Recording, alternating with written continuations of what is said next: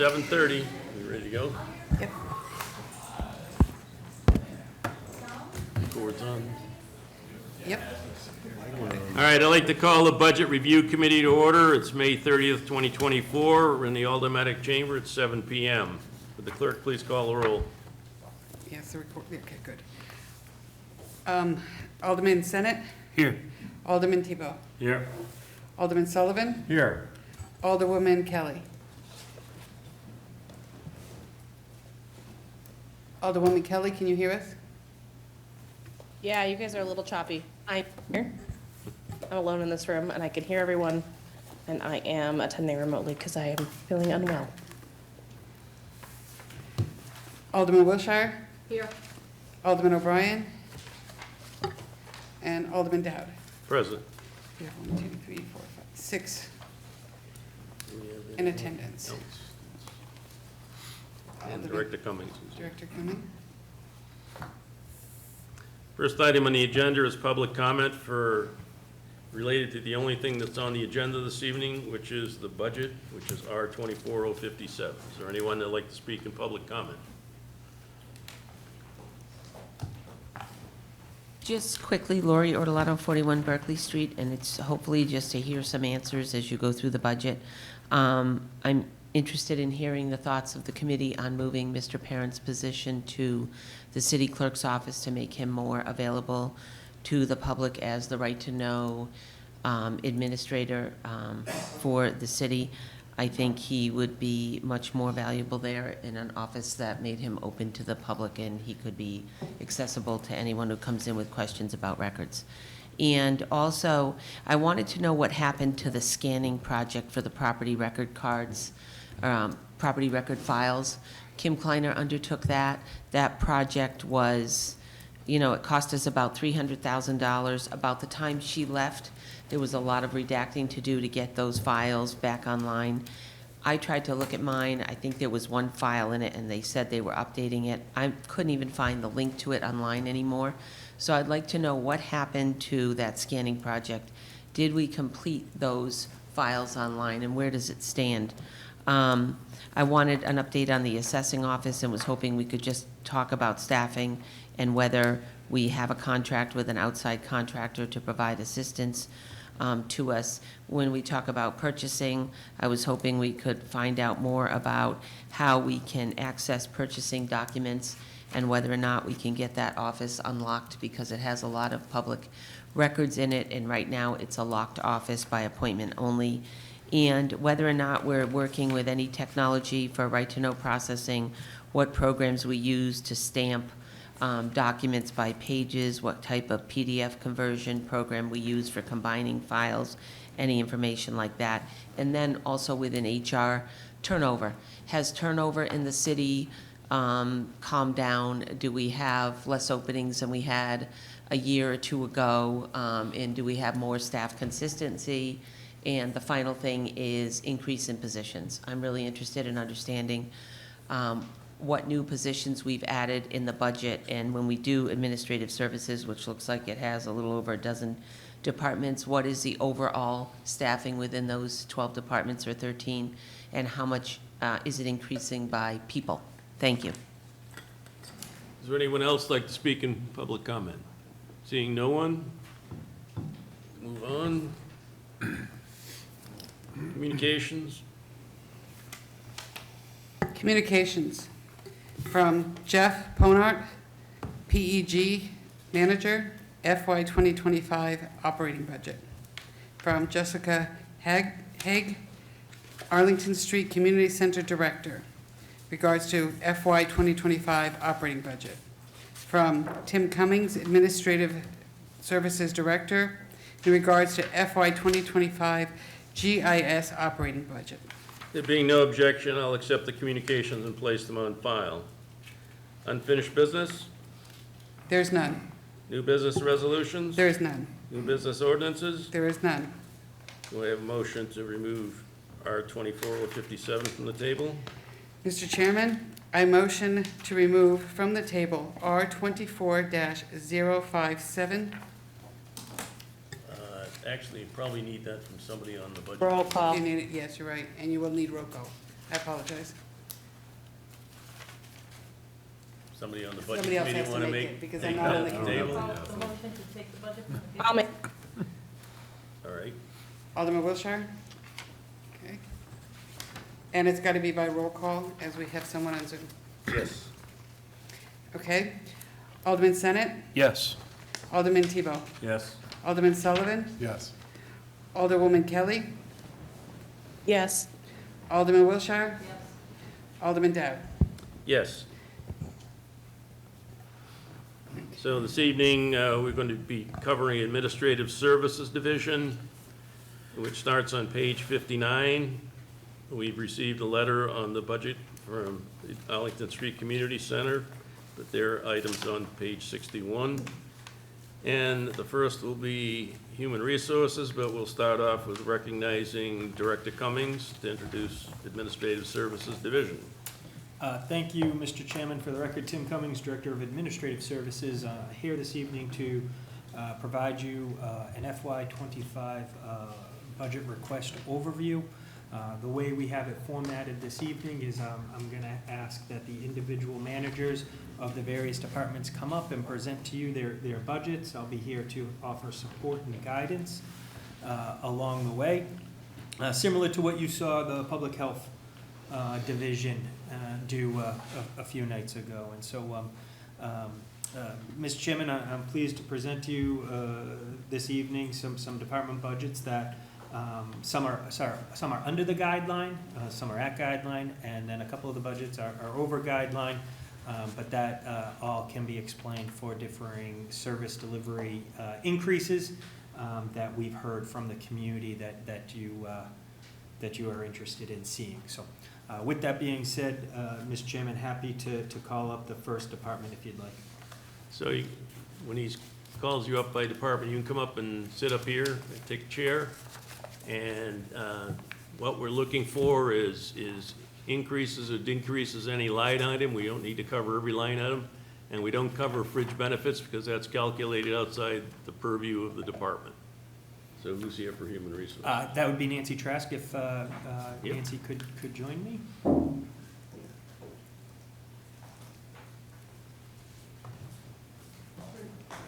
Any seat. And introduce yourself. And if questions come up during, and you're going to answer them, please identify yourself again for the transcriptionist so she knows who's speaking. Okay, thanks.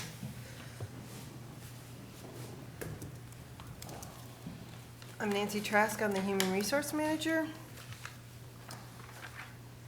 Our budget is 4%, so we're in the guideline increase primarily due to personnel costs, and we're pretty much at level funding. Okay. Questions? Alderman Tebow. Thank you, Mr. Chair. So this year, it looks like there's a part-time wages. Can you talk a little bit about your staffing and what has changed? Do you have the same amount? Are all the positions full? What's the part-time staff are doing compared to maybe what the job was last year? So if I may. Yes, Director Cummings. Thank you. So staffing level is the same. What you're seeing is a slight increase in a seasonal part-time needed for a couple reasons, and it goes hand in glove with payroll, which we'll talk about due to the New Hampshire retirement system needing some additional assistance because of a platform, new platform that they're rolling out. We wanted to put some money in aside in case we needed it. And there's times when the office gets busier. As an example, the fire department tends to do a cohort, one entire class at the same time. It can get busier during certain times of the year, and so we wanted to have, just in case temporarily, some additional assistance needed, but we don't need anything permanently. And just follow up. Follow up? Without looking in the back, how many HR employees are there? So I think it would be important to define HR employees. Under Ms. Trask, I guess. 2. Okay. There's 3 of us total. Three of you total, There's okay. 3 total. And the reason why that's a little complicated is because it's 2 FTEs and then a Right. point of 5 for this conversation. I'm not exactly sure what it is. FTE. So it would be 3 bodies, if you will, but not entirely all funded through this particular budget. That one individual is paid over payroll, benefits, and then also, human resources administration. Thank you. Any additional questions? If not, thank you very much. Okay. Next item is payroll, and the appropriations are on page 69. If I could have Peter Donovan come up.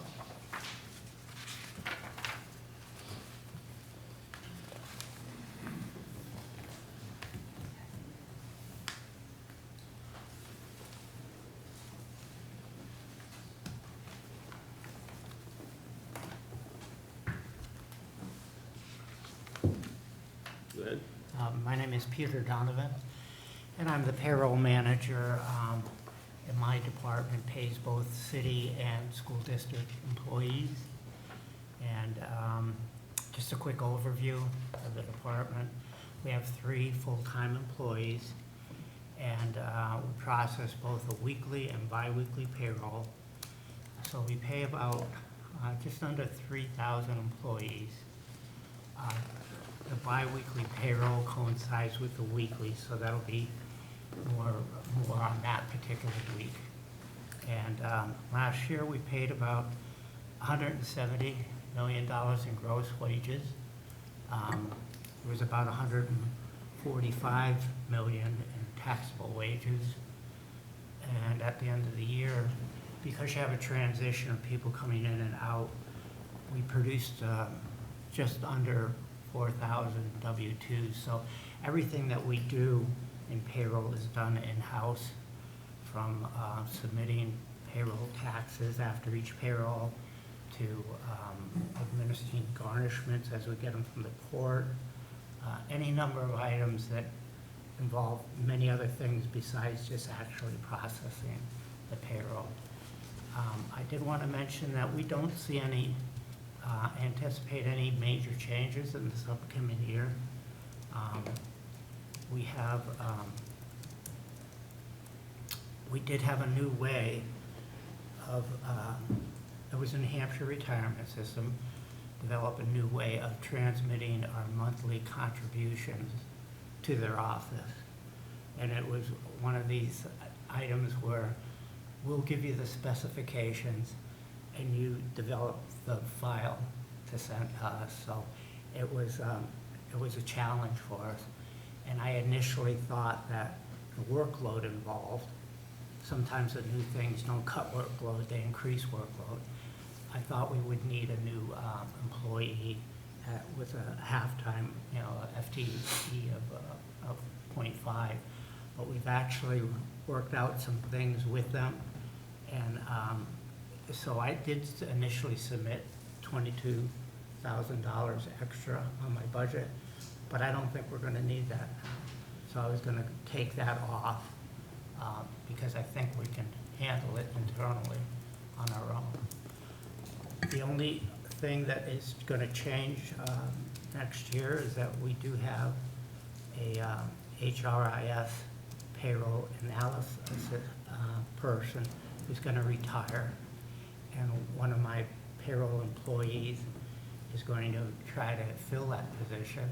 If she gets selected, we'll of course then have to hire a new replacement. But that's really the only thing that's different or anticipate being different for this upcoming year. Not really, and pretty standard operating procedure. So, Mr. Chairman, Yes. just to, Cummings. yes, thank you, Mr. Chairman. So, just to summarize, this budget was submitted with a 0.5 FTE of just over 22,000 requested because there was a thought or an anticipated need of some additional salary for a part-timer, but as time has gone on, it looks like that's going to be not necessary. So what we would ask is if you'd so like, you could amend this budget down by $22,000. That gets hand in glove with what I had mentioned earlier, which is if we do need some temporary assistance at some time, we know that there's some monies available in HR to help temporarily. As well as the other item I wanted to point out is We do have an individual retiring, and what I'm proposing in this budget is that this individual stay on for one additional year as a part-timer to help train the new person that we would like to bring up through this and do some succession planning. And this would be a payroll analyst currently who would then transition into an HRIS role, which this individual is qualified for with a data management degree, graduate degree, but having the very specific skills relative to administering and managing an HRIS system is not common. So we would want to be able to have that additional assistance to help train this individual along. So what you see is basically a one-year proposal where we would have that additional person here to help bring that new person along. So if I understand what you just said, when it comes to the wrap-up, we should reduce the budget by 22K. Correct. You've got a person that's leaving that you're gonna try and keep half-time in their position, but they're taking another full-time position in the city. They're gonna have enough time in the day to do both jobs? This individual would be a part-time that would be devoted to assisting with various HRIS-related matters and training the new HRIS person. Mr. Donovan, you must be the most popular person in city government, since you send out all the checks. Questions? Alderman Tebow. Thank you, Mr. Chair. So I'm assuming that's why the salary is up almost 100,000, because you're keeping somebody on. So you're basically having somebody extra on at the same time. The only other line item I want to mention here is you're not planning on doing any overtime this year, because last year it was 10 grand, and now we've up to 6 grand this year, 7 grand. So zero overtime, or? Well, that's really more of a contingency situation, because we have been here in 2 o'clock in the morning. Okay. Because systems will, things will happen, and people need to get paid. Yeah. And so we will do that. But we can't anticipate when that's gonna occur. But you did last year, you anticipated 10 grand, right?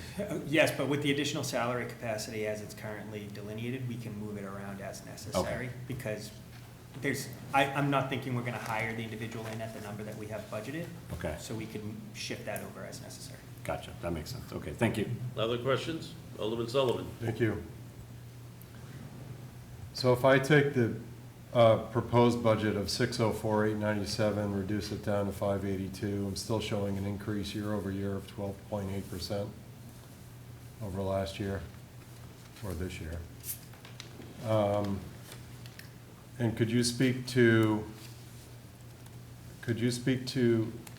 the position you just mentioned? You're not anticipating to hire it at the number that you have. What is that position, and how much do you have budgeted? I have all the positions right here in front of me. I didn't know. I wanted to just So I put a believe that, title to it. I believe that would be a payroll specialist position. Okay. And I believe we have it budgeted for just over $60,000. Okay. And then we have what would be a part-time HRIS position that would be roughly $40,000.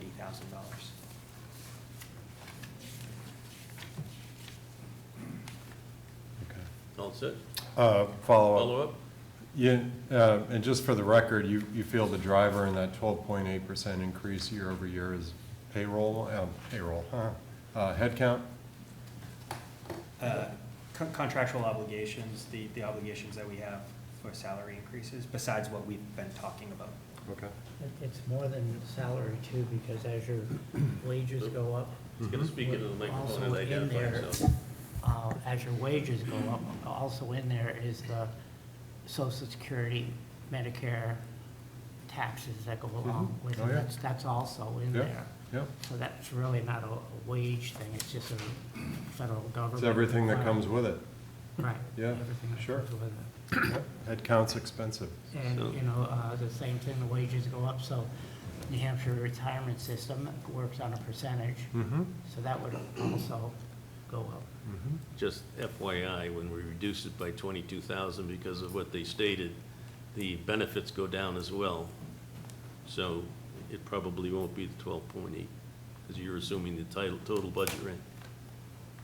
I'm just taking it down by the numbers that I was given, Right. and the number I was given was 22,000, and when I reduce it, that's a 12.8% increase over this year. So the 22,000 you're talking about is salary only, not benefits, correct? That's correct. So there'll be the additional benefit reduction as well. Okay. Do you think we'll have that number in time for the final? Uh, The benefits aren't determined by the individual groups. It's, we may have to have a session with Mr. Griffin. But I assume they can figure that out. All right, any more questions? Thank you very much. All right, thank you. Next is benefits and the appropriations on page 73.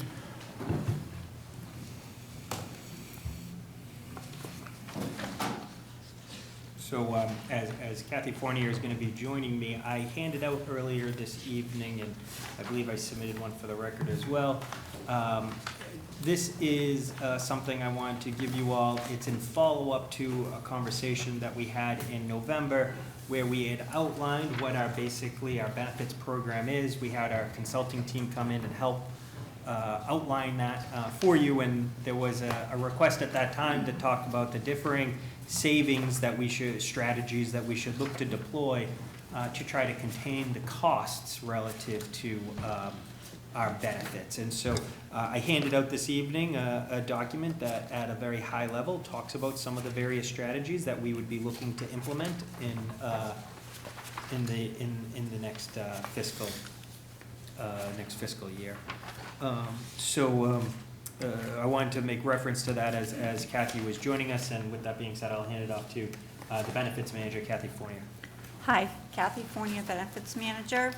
Been with the city for almost a year and have learned quite a bit about our benefits. Unfortunately, we had a huge increase in our medical claims this past year, so our new fiscal year is going up over 13%. So that is a big hit. And again, the dental, for the first time in 3 years, is going up 7.4%, which is huge. So our employees are getting a real big hit this year for their medical premiums that are going to start next week because we pay 1 month ahead. So that's a huge increase in our budget. In looking at it, we had other things that we're looking to do. We have some goals and initiatives that we're going to work on. Increase our wellness incentives. We know that we don't have a wellness budget other than the Anthem budget, but we're hoping to increase preventative visits with our employees so that they would detect issues early, so hopefully they won't go into an emergency room situation, and hope that will reduce our claims because our claims were huge this year. An outreach position we're hoping to create, and that will be a position who will do regular benefit administration plus reach out to each location on a weekly basis to sit with employees to help them understand their benefits and to encourage them to use Smart Shopper and also encourage them to do their annual preventative exams.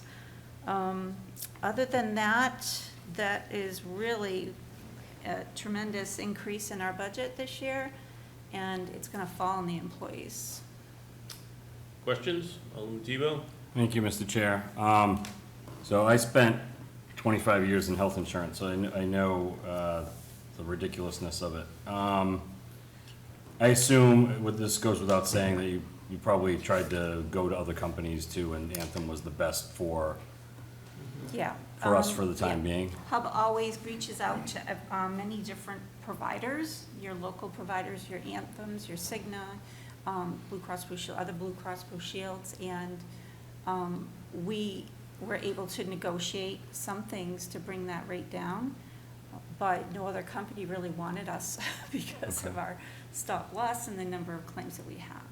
Follow-up? I do like I asked this question again, I think in this meeting last year about spousal incentives, so I'm glad to see that on there, because I think that's something that, being in corporate America myself, I see that in almost every company I've been in is to offer that spousal incentive. So I think that's a good plan. I mean, the cost of these benefits is just, it's almost criminal. And, we just gotta get rid of the dental plan. I'm kidding. I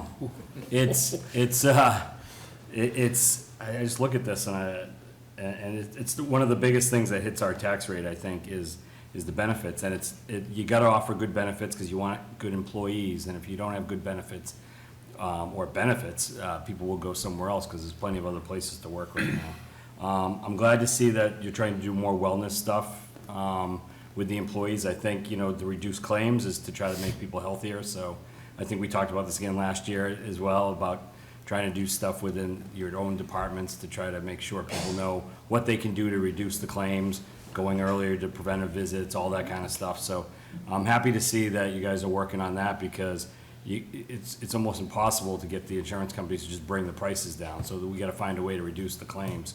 And it's hard because, we all do, I eat what I want. And so, it's one of those things. So thank you for trying, and I wish there was a way we could do things differently here to try to bring this down. But I appreciate both of you guys trying to work with the insurance companies and trying to make it better, because I know this is a huge issue right now. So thank you. And so, Mr. Chairman, to that point, the hub, WBS, will be coming back, and I would ask that we make time again in the fall. Like, I'd like them to do a similar type presentation. I think that's a goal that we should set annually, to have that more broader conversation, to Alderman Tebow's point, so we can talk about various strategies that we should look to implement. And so our goal over the next year or so is to implement some of these strategies for a cost containment scenario, because at this time, I don't think the city of Nashua can sustain 14% increases year over year, and that's why I flagged that for you, because I think, over the next few years, a long-term conversation is going to be necessary. Do we feel that we're still feeling the impact coming out of the pandemic, and that a lot of things that were postponed were being done? I agree. A lot of people put off, my name's Kathy Fournier, benefits manager. A lot of people put off their routine appointments, more going virtual, and I don't know if you understand virtual appointments with your doctors, they're not really as successful. So more and more employees are getting those surgeries done. We have an aging demographic where you're getting more cancers, hip replacements, knee replacements, MS. I mean, these things are long-term. Some of them are long-term, and some are, have a definitive end. So I believe that's one of the major reasons. So do we feel that we'll catch up a little bit with all these things Yeah, being done now? I do. At some point, I believe that they'll level off. Hospitals are merging. Hospitals are creating different scenarios for people to have services. If people would just use urgent care versus hospitals, we would be better off also. Other questions? Alderman Sullivan? Thank you. I was just looking at the expenses under salaries and wages, not fringe benefits. And if I have my head count right, it looks like you're adding just a full-time position, and then it looks like maybe a part-time position, because there's a 40% lift in your salaries and wages year over year. Kathy Fournier, Yes. benefits manager. That is correct, but our administrative assistant is a shared person right now. That's shared between payroll, HR, and benefits. And we just lost a benefits coordinator last Friday, a person that did a huge amount of work. I've taken that on until we can rehire another person. We also have a person we're going to bring on that was probably in this vacant section, a temporary employee right now, just answering the phones, just answering the emails, because we get a huge number of those things, and learning each day, learning something new to take on. So that's why, and of course, our contractual increases that we have to have, we are having, the 8% or 9%. So it Follow up, does. Alderman Sullivan? Sorry to interrupt, go ahead. That's okay, I'm done. so to be clear, the full-time position you're adding is it was a temporary and now they're gonna be perm? We're hoping to make them permanent. Okay. All set? Mm-hmm. Alderman Senate? Thank you, Mr. Chairman.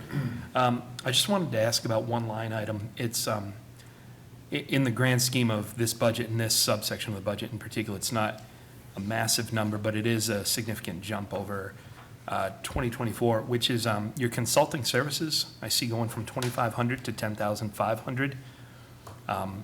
I was wondering just if you had any sort of overhead view of what we may be bringing on for fiscal '25 and how that may play into the objectives for the department. Yes, Mr. Chairman. So that is a number that we're carrying just in case we have any consulting needs with the various software programs that we have. You brought on new software last year, is that correct? I believe it was two and a half years ago now. Okay.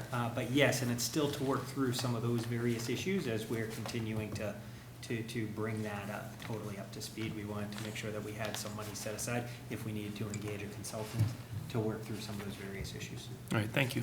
All set. Any other questions? Alderman Sullivan?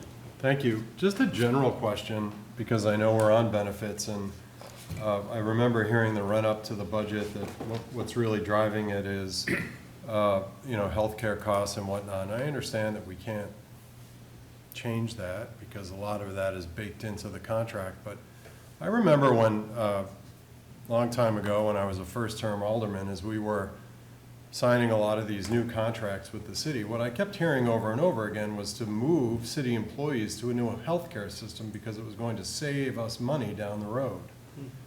That doesn't seem to be matching up with the narrative that I'm hearing now. Director Cummings? Yeah, thank you, and I'm going to speak to that in a very high level, and Ms. Fournier could go into more detail if she'd like, but it has done exactly what was talked about. Rough numbers, the moving over to the HSA, you're seeing a percentage increase of about 10% vis-a-vis the other plans. Those other plans increased more than that 10%. So you are seeing a savings, and that's the reason why our overall plan benefits budget is only going up 14% instead of something like 17 or 18%. Okay, thank you. And I think 3 or 4 years ago, we had a huge increase in medical. It was $3 million a year for a couple of years because of, and this new way of, the new policies have driven that price down. Yep. Yes, Alderman Tebow? Thank you, Mr. Chair. Yeah, and I just want to add to that it was about 10 years ago, maybe a little bit longer than that, when companies started to go to this HSA plan. Companies only do one thing for one reason, right? Because it's cheaper. And they tried to do other things like putting HSA money aside or bringing wellness programs to make it better for the employee. But at the end of the day, these companies were bringing in these HSA plans to save money because the claims were just out of control. And even United Healthcare, which where I worked, stopped giving their employees the nice plans and gave us the HSA. So, and not that they're bad plans, and this thing's baked into them, but they're cheaper in the long run. So if we would have stayed with what we had before, we'd be paying even more. Even though it keeps going up, it's still better than what the alternative would have been, which would have been much higher. That's right. Any other questions? Seeing none, thank you very much. Thank you. Next is technology maintenance, and the appropriations are on page 75. And with that being said, I'm going to ask CIO Misevich to join me.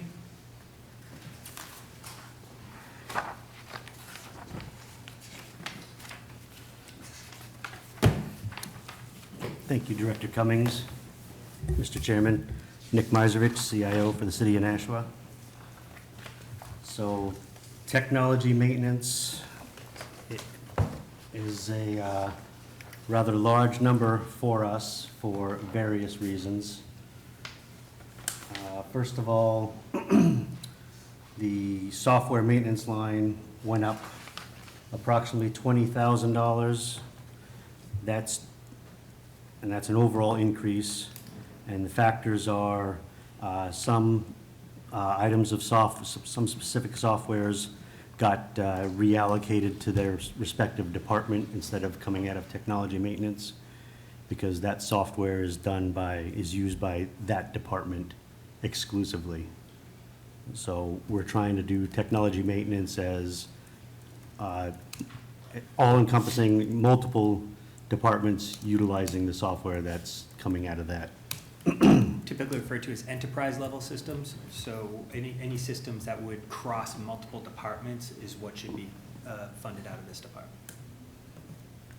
All right, so, so with that total increase, with the software that left, that was about $93,000 decrease.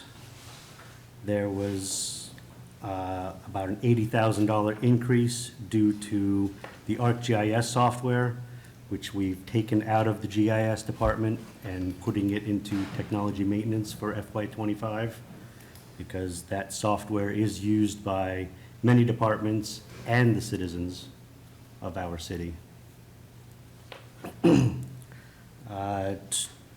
We had a decrease of $113,000 due to 5 items moving from software maintenance into software subscription services as directed by the finance department due to how they do their numbers and depreciation and stuff. 9 items were added for FY25, a lot due to the cybersecurity incident that was paid for by that special funding. Well, now it's time to renew, and it has to come from somewhere. So it can't keep coming out of special funding sources, so it's coming out of software maintenance. And finally, 15 items were removed for FY25 that we are no longer using.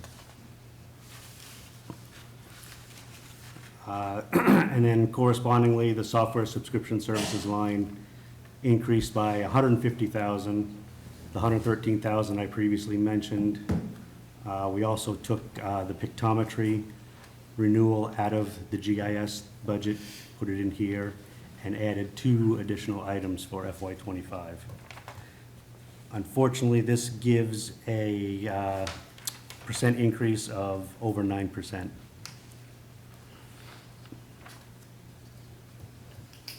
What's that? All set. I don't know, I was gonna ask here or later, GIS is due for a new aerial photography. Is that coming out of this budget? I can discuss that.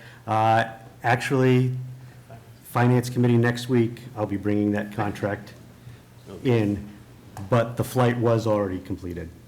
Okay. So we should be getting that data shortly after the contract signed. Questions? Alderman Sullivan? Thank you. On the software subscription line, I know you mentioned the leading cause of that big jump, but I think you said you bought 2 additional pieces of software for fiscal year '25. Did I hear Yes. you right? Correct. Okay. Are you at liberty to say, do those make us safer? Are they making us more productive? Can you speak to those? Sure, let me just get to that.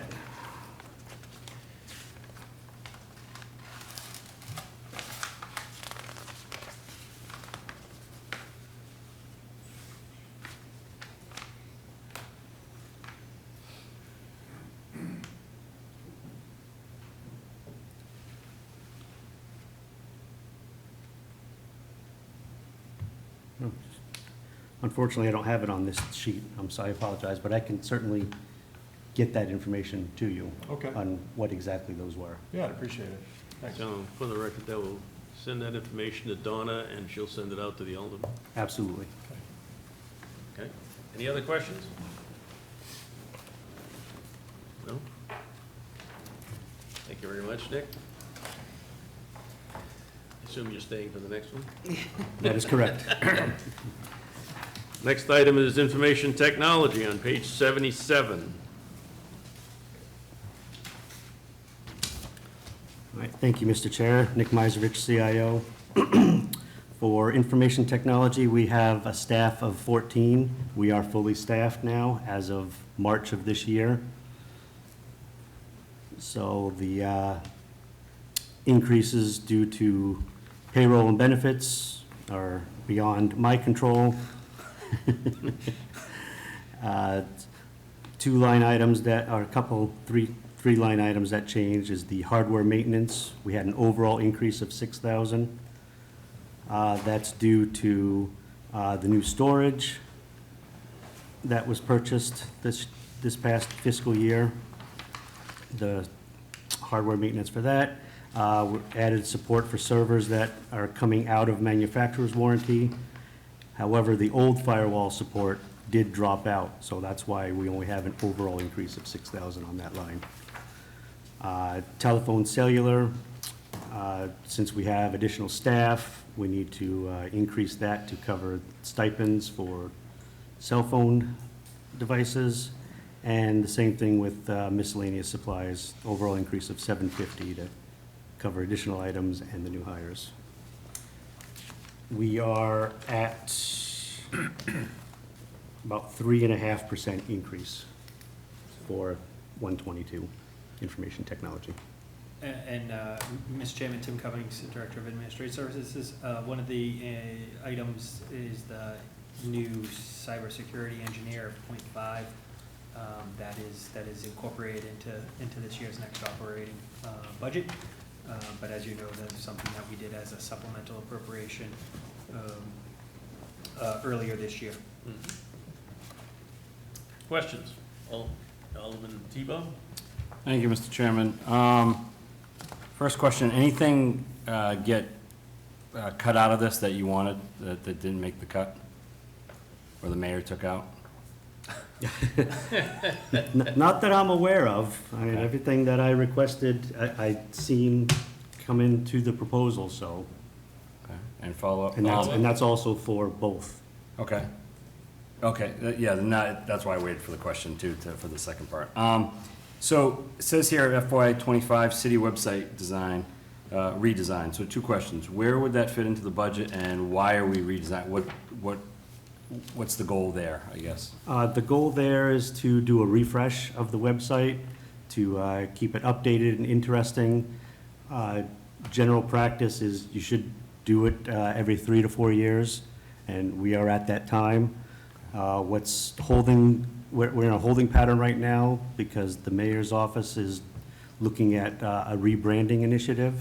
So as soon as decisions are made out of that, then we can proceed with the website refresh. And the cost of that is included in.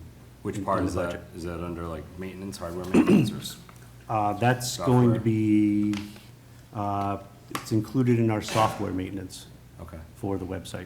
great. Just make me look better on the website, please. No problem. Thanks. Alderman Sullivan? Please, thank you. A couple of questions around cybersecurity. Director Cummings mentioned the ad of the part-time cybersecurity engineer. Is that a full-time position, but we're splitting it with the school department? That is correct. It is a Okay. full-time, and we are splitting it 50/50 But with they the report to you? Correct. Okay. The second part of my question on cyber is, and in relation to the website, is we use some third-party applications on the website. To my knowledge, if you want to register your car, that's a third-party app. That's not an app that we've developed. That's Correct. one that we. Correct. Is any of the software that we've purchased, are we able to track the security of those applications? Because there's a lot of sensitive data that goes in there, and knowing that while we didn't make our own app, we're relying on someone else. Do we have a way to make sure that that application is safe and secure?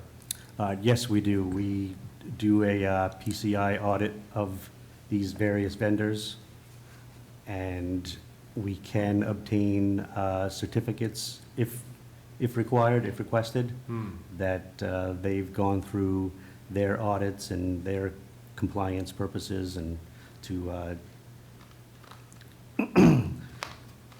how do you say, they're taking the necessary precautions that protect the data that we are sending them. Sure. Okay, just one All more, up. please. And in keeping with cybersecurity, if we're gonna do a website refresh, I would imagine that, you know, our website's aging pretty well. It's probably got a lot of old code in there, probably a lot of back doors and side doors that somebody might be able to get into. Hoping that we're gonna take that into account with the refresh. The vendor that hosts our website controls that automatically and installs updates as necessary without anyone, it's basically transparent. So- Okay, great. That's good, thanks. Any other questions? One question I have is, in your capital improvements request, you were looking at some new servers, some new equipment. Is that factored into this budget? No, it is not. I'm trying to Not the think. acquisition, but the Wasn't utilization of software? No, it wasn't server upgrades, it was upgrading the Lawson software. Okay. It wasn't servers because we did upgrade the servers So already. that software is really overdue for upgrade, right? It's still, the version we're on is still supported. They're dropping support in 2030 for the version we're on. Okay, So we have to Right. upgrade before then to the next version. okay. Any other questions? Seeing none, thank you. Next item is risk management, Thank you, Mr. Chairman. I'd like and to- that's on page 82. And I'd like Jennifer Deshays to join me.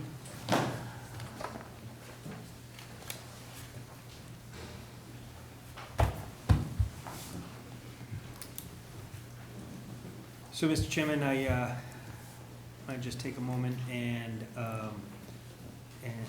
orientate everyone to the Risk Management Department, which is going to see a significant increase this year. It's, and I will let Jennifer Deshays speak to those budget drivers. Most of this are unavoidable costs that unfortunately we have been anticipating and are not a surprise to us, but nonetheless things that we need to account for. So with that being said, I'd like to hand it off to Ms. Deshays. Jennifer Deshays, Risk Manager for the Risk Management Department. The Risk Management team has 5 employees that work within 3 key areas of our department: the risk management, safety loss control, and claims management. Our shared goal is to identify and evaluate risk associated with activities and operations of the city and the school departments, develop a means to control them, reduce them, transfer them, eliminate them, or finance. Our staff consists of myself, the risk manager, a deputy, a loss control ADA specialist, a property and casualty claims adjuster, and a risk coordinator. In addition, the building manager, which is the next department we're going to speak about, reports to our department. Our budget services both the city and the school department. Our proposed budget restores, just to point out some key changes in our budget. Our proposed budget restores an administrative assistant position that was missed in the last fiscal year's budget. This position is essential in that it will take back the duties that were originally assigned to this position and provide others within the department the opportunity to work on projects that have been on the back burner. Legal services is a line item that we did not adopt a budget for in FY24. This is our first year budgeting, and we're requesting $500,000 as an estimate for future legal fees. We've moved the security services and the elevator maintenance line items to the buildings and grounds budgets, as that's where it makes sense that they're housed.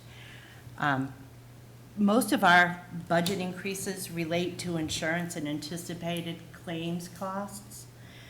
We're still experiencing a hard market, insurance market, and we continue to see reputable insurance companies dropping out of our industry, making this one of the hardest markets I've experienced in over 25 years. Just to go over some of our larger policies and where we're at with the market. Workers' compensation, we have not had any adverse loss development, so the rate structure should remain stable. We're seeing medical costs decrease in this arena throughout the industry, but unfortunately, the severity of the injuries are increasing, which is going to drive some of these costs up. We have multiple carriers currently quoting, and I anticipate any increases on this line of insurance to be based mostly on our aggregate payroll increase, and that's pretty much it for that line. Our general liability, we have two policies. One's an excess policy and one's an umbrella policy. The market's proving to be unpredictable in this area of coverage, but as long as the laws do not change and our loss experience holds favorable, I'm estimating a 10% increase based on current exposure and a bundling of a few loose policies that we have. We have multiple carriers showing interest in our account, so we're exploring those options. Cyber liability. Cyber remains to be the most challenging policy to renew in the past 20 years. And premium increases were at a high peak of over 250%, above the norm due to their macro claim trends. Two carriers have left the market because of claim developments and high loss on the public entity side, especially as it relates to ransomware. We're marketing, but I'm not sure if this market's going to stabilize soon and whether or not it's going to stabilize enough. Property, we anticipate a 12.5% increase, which includes an exposure change due to added property, such as the new McCarthy School, the new Public Works buildings, and any improvements we've made throughout the year to our existing structures. Consideration for new property improvements also factored into that budget request. Building replacement costs are below what carriers are looking for on replacement costs due to market inflation on supplies.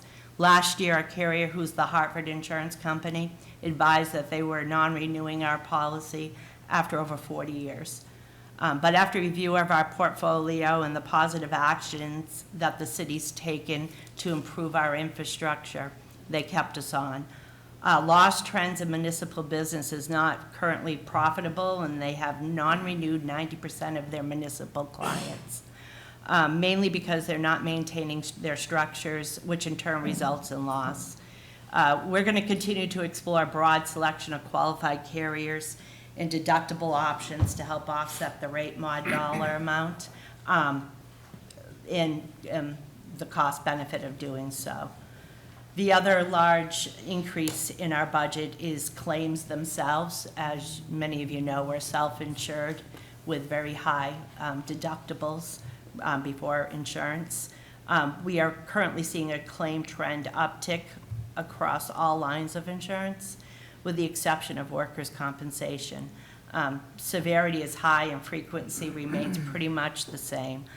The unusual stability of workers' comp is mainly due to leveling of medical costs and coming out of an overtime pay high that we experienced during COVID that drove our indemnity costs up. All of our claim estimates are based on a 5-year average trending in consideration for pending cases. And that's all that I have on that. Questions?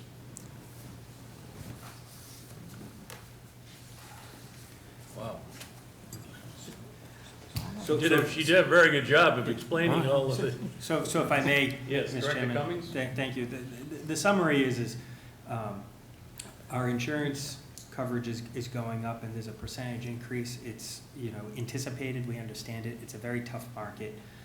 We're lucky to actually have some insurance companies wanting to work with us because the overall reality of the situation is municipalities, governments in particular, are tough to work with, and it's hard to justify spending money on certain things that insurance carriers expect you to make you look attractive from a risk perspective. We've done a good job in the past.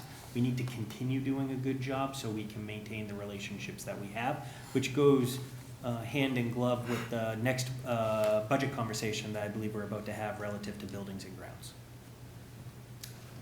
Alderman Tebow. Thank you, Mr. Chair. I'm a little concerned about office supplies going up $200. Can we save on some pencils or maybe go paperless in some areas? But seriously, the thing that concerns me is, no budget for legal services last year. Now we got to go up 500 because we already spent 419, which I assume is going to continue to go up with the remainder of the fiscal year of 2024. So, do we think we could get higher than 500,000? I know we're budgeting for 500,000, but we could easily get over that budget. And do we need to budget more for it? Director Cummings? Thank you. I'm going to say to you right now that $500,000 is not enough, but that is what we budgeted right now with the idea and eye towards watching it in anticipation that if it is necessary, we would come back and seek a supplemental appropriation. The reality of the situation is right now we've spent $750,000 approximately to date. We believe we have a rough current exposure of about 1.2 million. So you have roughly a 400 plus delta right there that we're going to need to pay. And that does not take into consideration whether any new filings come along the way or additional work that may be necessary that wasn't necessarily anticipated in that 1.2 figure. Case in point, when we developed some of these and made some of these assumptions, we weren't aware of the fact of a 3-day trial that was just scheduled for the end of August. And the number that we had allocated for that particular case is going to change dramatically now due to that development. And follow up? Follow-up, Alderman Tebow? And this is based, thank you, this is based on outside legal services, the presentation you did last night? Correct. All right, that was excellent. Thank you so much for that. Just to clarify, the action we took last night that's going to the full board, that's for this year. Correct. This 500 we're talking about is for FY '25. Correct. Any other questions? Seeing none, thank you very much, Mr. Shane. Next item is city buildings. And the appropriations are on page 85. Thank you. Director Cummings? Yes, thank you, Mr. Chairman. And so it's wonderful to be able to talk about this particular budget right after the conversation we just had relative to insurance, because a lot of insurance is geared towards property. And so with that being said, I wanted to take a moment tonight and talk to you a little bit about the various drivers in the property, in the Buildings and Grounds Department that we have. And I'm going to ask Mr. Shays to walk through in detail some of the budget drivers in this. But before I do that, I wanted to take a moment and call your attention to a handout that I gave you earlier this evening, which talks about a concept that I want to introduce to you all with the goal of, and this is a department goal within Buildings and Grounds that I'd like to come back before you in the fall to flush out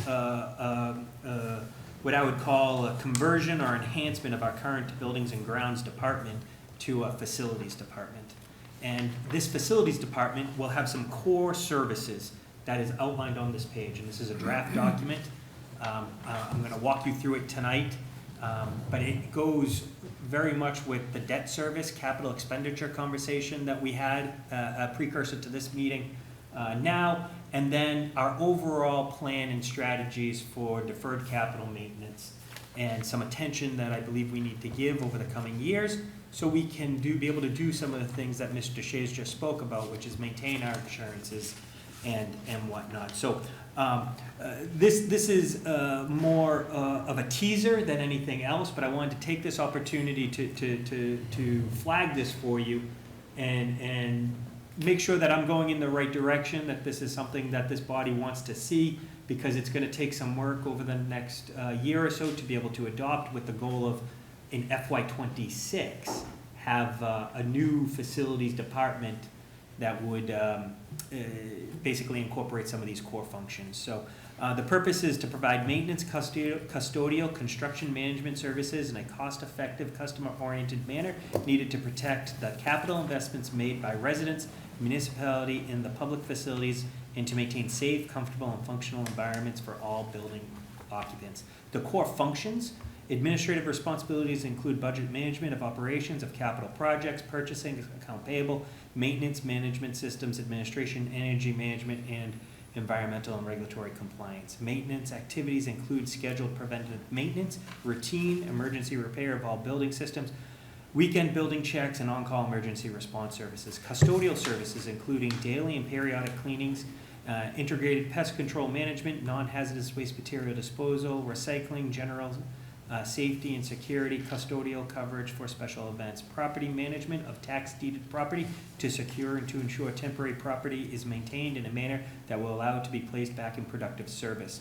Assisting the purchasing manager in the real estate disposal and acquisition services to ensure that the taxpayer is achieving the best possible outcome on the stated goals and objectives of the municipality, ensuring compliance with proper policies, procedures, and processes. Project management responsibilities including defining the scope of work for capital projects, procuring and managing design services, reviewing design documents, bidding projects, construction contract management, and overall project management of capital projects. So we provide a lot of these services now, but we do it in a decentralized way.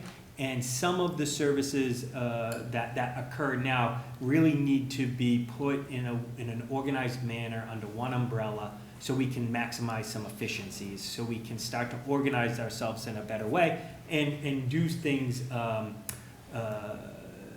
with an eye towards improving our service delivery. I'll give you an example in here.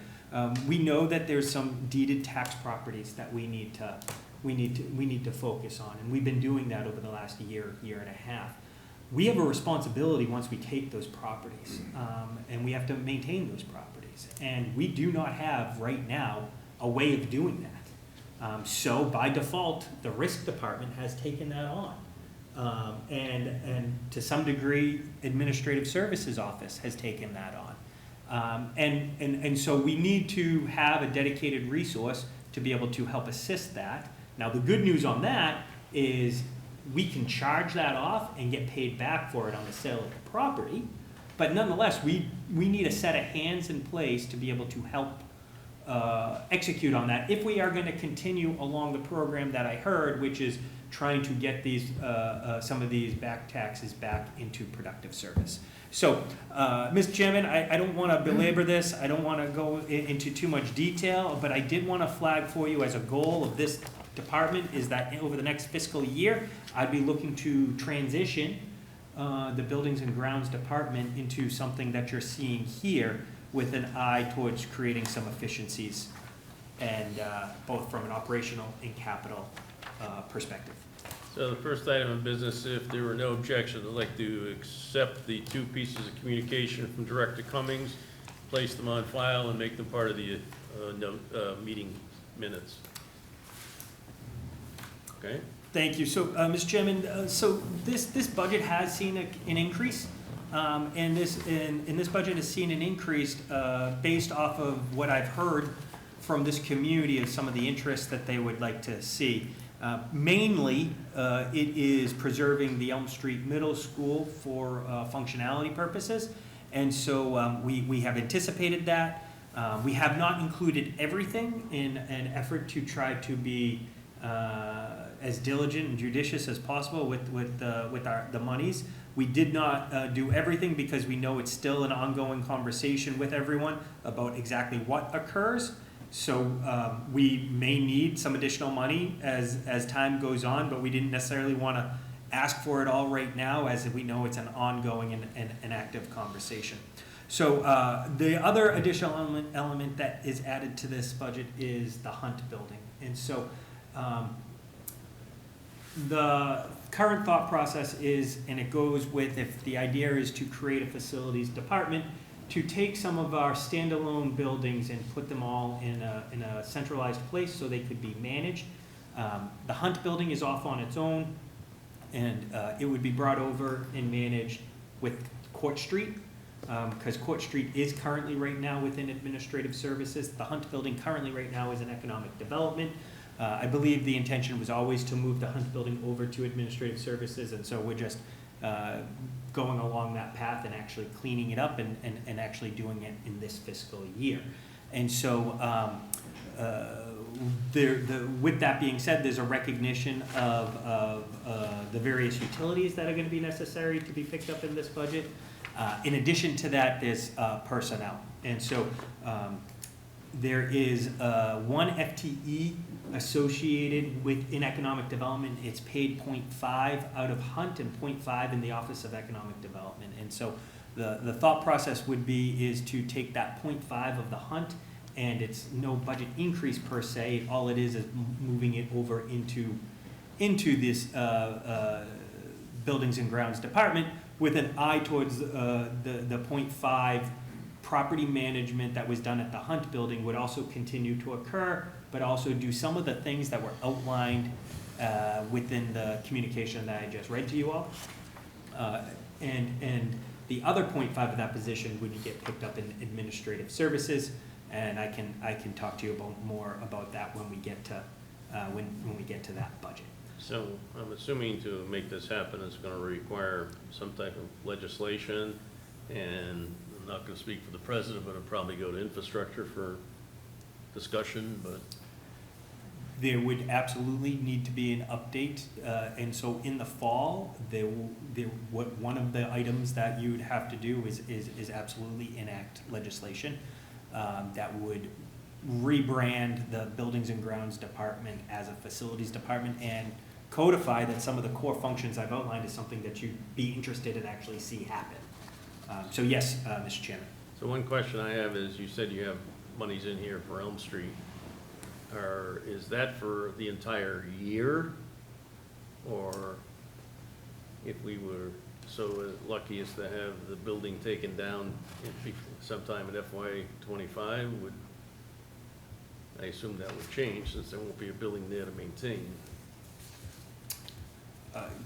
That would be correct. We wouldn't necessarily need the monies in this manner in FY '25 if that building was taken down.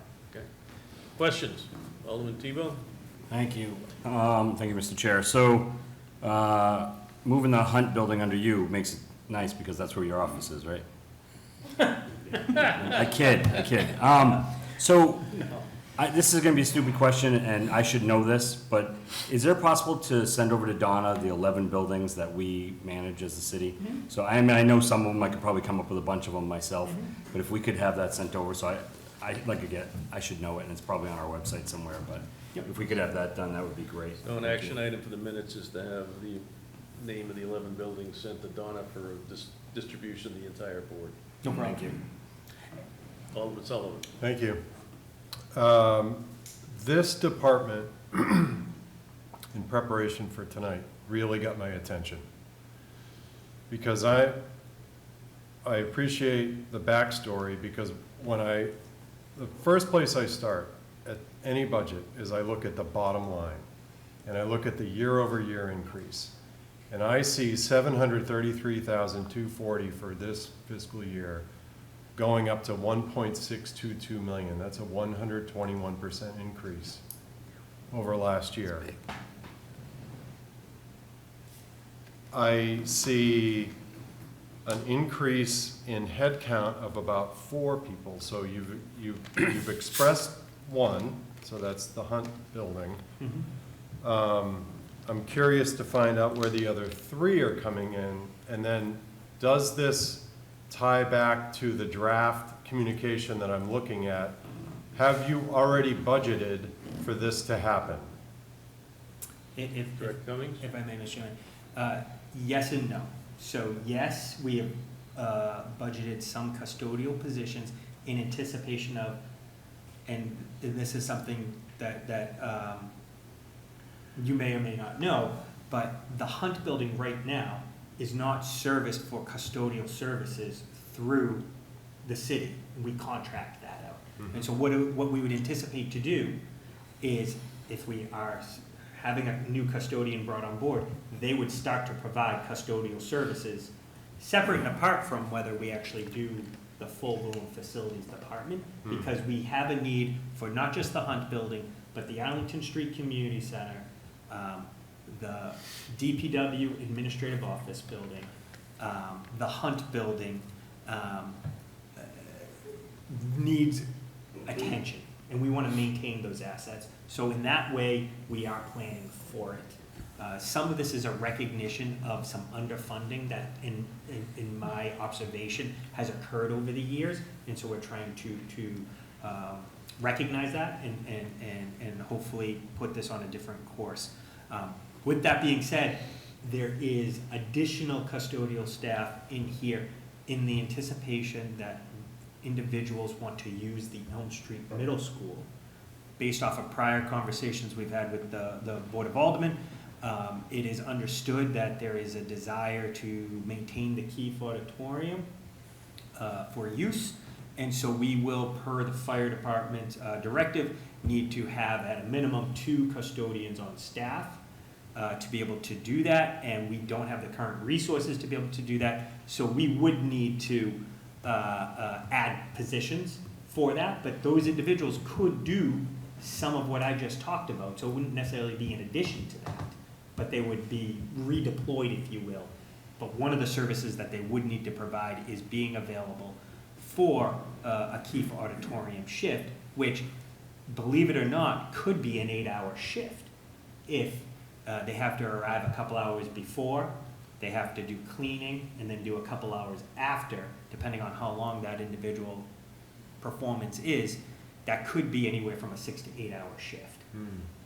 So that's just the reality of the situation. We wanted to plan for it, and so that's why it's in here, and in hopes that we can deliver what the community is looking for. Just for clarification, in your discussions with the fire department, weren't there requirements for people to be in the school part of the building as well? Not just Keefe? Correct.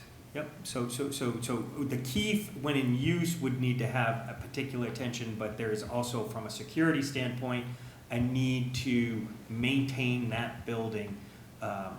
What does that mean? Doing some sort of tour of the building on a daily basis. It's a 200,000 square foot building. To do a good tour of that building, you're not going to do it in 10 minutes. And so that takes additional capacity to be able to do that. And that type of tour needs to occur regularly. The ideal would be daily.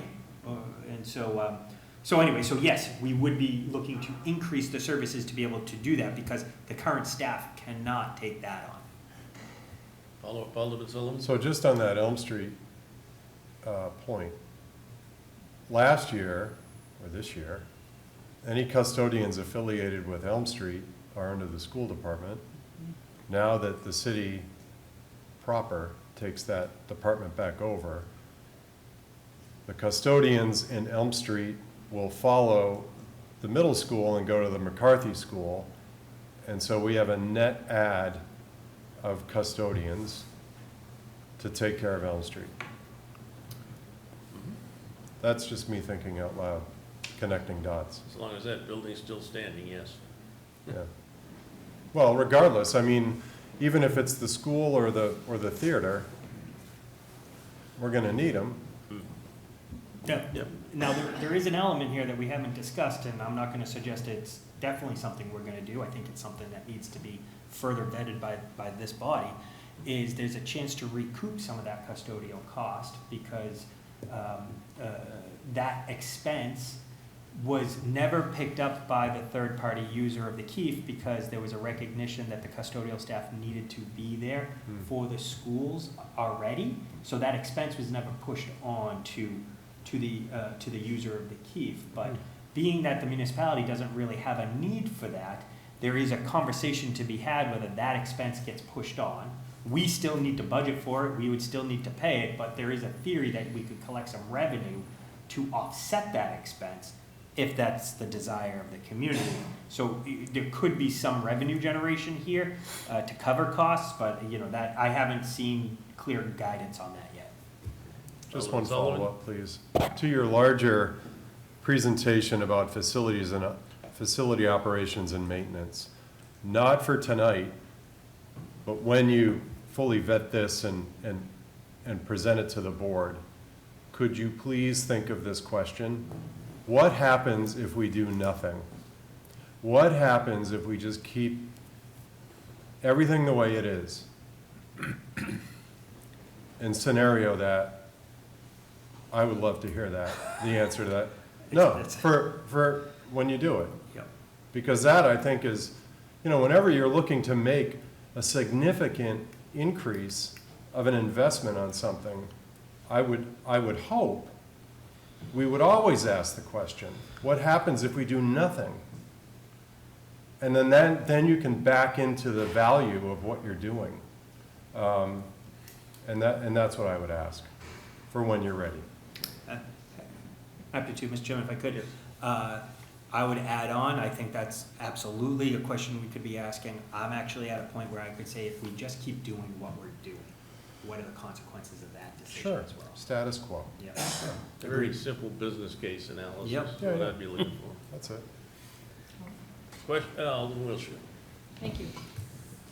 This, Director Cummings, Mhm. has been a long time coming. I'm hoping that, you present something that's really gonna work for the city. I think we've talked about this for the last 20 years in some way, shape, or form, and I would really like to see this happen. Because as you said, it's all over the place, does this get done, and does that get done, and it gets pushed off and deferred maintenance, and I think calling it out as one department being in the budget, we're not gonna gloss over it like we do now, sort of. I mean, right, fixing things and deferred maintenance is usually how you cut when you need to meet the mayor's directive of, right? I mean, that's where you go. So I am really excited to see this, and I hope that, I hope the board supports it. Thank you. Thank you for bringing this forward. Alderman Senate? Thank you, Mr. Chairman. Yeah, I'm really interested to see how this Facilities Operations and Maintenance Department plays out. I agree that it's something that the city's needed for a long time, so I'm really looking forward to the detail on that. In regard to the budget, just for my own clarification, I mean, I feel like you've covered this, but looking at certain things like a jump from $0 to literally anything for heating oil, I'm assuming that is something that plays into the purview of bringing something like, I would guess, based on the age of the building, the Hunt under this department's watch. Is that correct? I'm going to ask Mr. Shays to answer that. Okay. Wait, can you repeat that last sentence? Yeah, I'm just asking if the increases that I'm seeing across a lot of the utilities, in particular, like I'm looking at heating going from nothing to, in this case, 3,500, which, again, not a big jump, but certainly a big jump from zero. Is that a component of bringing buildings that were not under the purview of this department into it? Yes, Jennifer Deshays, risk manager. That's exactly what it is. So that's bringing the Hunt building over to that and the Elm Street Middle School. Thank you. Alderman Tebow? Thank you, Mr. Chair. Just a quick question. So I just want to be clear on the Hunt building and the draft that you have here for facilities operations and management. So regardless of if that ever got approved, the Hunt building is still coming over. We still want the Hunt building to come over, so it's under with all the other buildings, right? So those are separate. They're not put together in a way where they have to happen together, right? Correct. Okay, thank you. Any other questions? Seeing none, thank you. Next item we have is purchasing, which is on page 88. Thank you, Mr. Chairman, and I'd like to ask Amy Gerard to join me.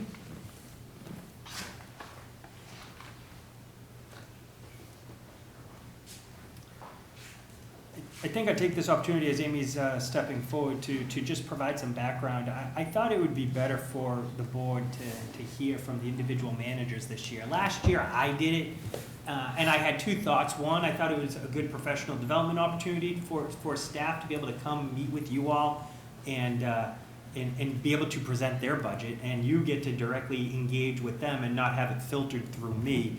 So that was the rationale and context behind it. I say that because I am so pleased to be able to present the purchasing budget, because it is one that I don't typically get to say is I believe under guideline this year. We are negative. Yes, that is Meeting correct. adjourned. Amy Gerard, purchasing manager. I love to save money. But anyways, so purchasing is down year over year, about $6,000. The department has 3 full-time employees that report directly to me and 1 part-time employee. We are fully staffed. I did increase a few line items. Our vehicle repairs and maintenance went up. The purchasing department has a van that's about 8 years old, and so I just increased that based off of the age of the vehicle in case the vehicle needs new tires or brakes or something like that. We are able to cover it. And then the other thing that increased is our other contracted services. I increased that. That is for our shredding services that we have here in the city. HR, motor vehicles, a lot of departments have documents that they need to shred that contain, personal information on it that we don't want the public to accidentally get access to. So I have increased that, and that is my budget. Does anyone have any questions? Well, and to be clear, we are not shredding public documents. Correct, right, yeah, I'm sorry. We don't want the public to get access to the personal information, yeah. One question, is that van on the surf? Yes, it is. Do you know when it's due for replacement? I believe it's in 2 years. Okay. I believe it's 10. Questions? At 10 years, it gets replaced. Alderman Tebow. Sure, why not? Thank you, Mr. Chair. This is gonna be a real dumb question. For purchasing, what do we use the van for? So purchasing has the mail department reporting to me. That is my part-time employee, and he drives around through the city and distributes the mail in inter-office mail. And so, actually, to that point, Mr. Chairman, we often refer to it as purchasing, but if Mr. Ag could take a moment and talk about some of the other functions that her office actually does provide. Sure, absolutely. Amy Gerard, purchasing manager. So we also have the print shop under us. The budget books that you have in front of you that you've been using every night was printed by our print shop. We also have a purchasing agent, and I also have a contract coordinator that reports to us, and she tracks all of the contracts that go throughout the city and brings them to the mayor for sign, and then make sure that they get properly filed with the city clerk and on the city's website accordingly. We still have a printing capability in this building? Or? We do. Downstairs. Yes, Okay, and in the do we basement. do the stationery and the business cards and all that? That is correct. That's what they do. Thank you. And your budget book. Yeah. Other questions? Yeah, that was easy. Thank you very Okay, much. thank you. All right. The next and the last item, assessing. That's on page 91. Thank you, Mr. Chairman. So I have the pleasure of speaking about assessing this evening because our new assessing manager isn't scheduled to start until June 3rd, so Monday. So I'm pretty pleased to be able to announce that. Some of you may or may not know the individual. Her name is Michelle Welch. She is very active in the community, and previous employer was Primary Bank, and she's a commercial lender and banker by trade with 20-plus years experience, and she wanted to change careers, and she obviously has a background in real estate and valuation from a lending perspective, and so I'm very excited and pleased to welcome her to the city, and again, she'll be starting again on June 3rd. So relative to the assessing department, if I may, Mr. Chairman, my name is Tim Cummings, Director of Administrative Services. This, for the most part, is a maintenance budget. I want to call out that at the time that this budget was being put together, the staff was in transition, and so I had to make some assumptions and some based off of this budget, and I believe we are in a good place based off of the assumptions that I made a few months back. They still hold true now. The strategy that I undertook was I basically used the salary personnel category to fill in the positions as though we were going to have them, recognizing the fact that if there wasn't going to be filled, we could move that money, not new money, but move that money that we had allocated in salary down to contracted services, so we could be able to bring in any contracted services necessary without unnecessarily increasing the budget. So that was the strategy at the time, and I'm proud to say that that has proven true. Otherwise, everything else pretty much stays the same with this budget. It nets out even relative to staffing. There was an assessor position that was accidentally left out in FY 24's budget. So we're adding that assessor one position back in, but there's an administrative position that we're actually taking out, where we had a department coordinator position that was in the FY 24 budget, but it's not in the FY 25 budget. So there isn't any historical increase in positions per se from a service delivery perspective. But that is a change in our personnel that I wanted to make sure I called out. The plan, so the department is stabilized. I know there was some talk a few months back about there was a 3 or 4 individuals who all left at the same time. What we did is we used our current resources and just redeployed them, and so we had Diane Vino go down to the assessing department temporarily. We hired a new assessing manager as quickly as possible. We brought in some temporary administrative staff support.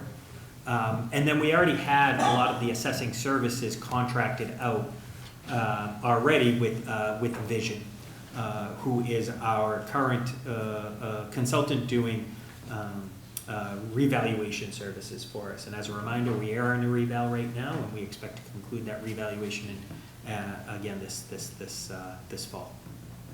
And so we will continue to maintain that contracted relationship with Vision, although I think what we will see, and this is a little anticipatory, is you'll see the Vision contract stay the same or slightly go down, as they're going to focus more on the inspection services. And then we are going to bring on a new consultant who we recently engaged to do an organizational management assessment of the assessing office. Seemed like a good time to do it as we're in this transition period, and to get some good outside guidance as to how the office really should be staffed and the roles and responsibilities based off of like communities, statutory requirements by the state, and then just overall best assessing practices. And so the Whitney Group is doing that assessment right now. I would anticipate that they would stay on for the assessing supervisor role, which we don't currently have and we still will not have in FY 25. And so what they would do is basically provide that assessing supervisory service, which is currently being provided by Vision. They will take that on, but Vision will stay on, and they will continue to do the inspections and the direct revaluation services that they provide currently for the city. Otherwise, the contract, all other categories pretty much stay the same. There's really no other main budget drivers other than whatever our contractual obligations may be. Questions? Alderman Tebow. Thank you, Mr. Chair. So Software subscription services, we budgeted this year for 105 and doing it again next year. Is it zero this year so far because it hasn't shown up on the bill yet? Or are we really tracking that that's going to be zero? And if it is going to be zero, why are we doing another 105,000 for next year? I believe that gets paid for. Actually, you know what? I'm gonna have to double check on that. I believe that gets paid all at once, Later in the fiscal? later in the year, but Okay. I also wanna double check to make sure that maybe this is an item that isn't also gonna get picked up in technology, maintenance budget. Okay, yeah, that'd be awesome. Thank you so much. Hey, Alderman Sullivan. Thank you. Okay, I just want to make sure I have everything tied back here. Consulting Services Whitney Group, last year was 10,000. Fiscal year '25, we're going to 75, so that's the Whitney Group adding to that delta of 65,000. Yes. Where does Vision fall? Is that in staffing services? That's where they are? Yes. Okay. Any other questions? No, that's it. All set? All right, thank you very much. So that completes our meetings this evening. GIS and Community Television submitted letters, which you should have in your files. If you don't have them, please see Donna to get a copy. I need a motion from somebody on the Budget Committee to table R 24057. So moved. Alderman Wiltshire moved to table R 24057. All in favor signify by saying aye. Aye. Roll call? Opposed? Motion Roll carried. call. Oh, Roll call, that's roll right. call, sorry. Sorry about that. I apologize, Mr. Chairman. I just want to clarify something. Is there a desire to get an overview on the Administrative Services Office budget? And will you be doing that another evening? Yeah, there's still that one more item. It's not really changing, No. other than I wanted to call out the Well- .5 that will be added, which is the other half of the Hunt Administrative Is position. that Department 106? Yes.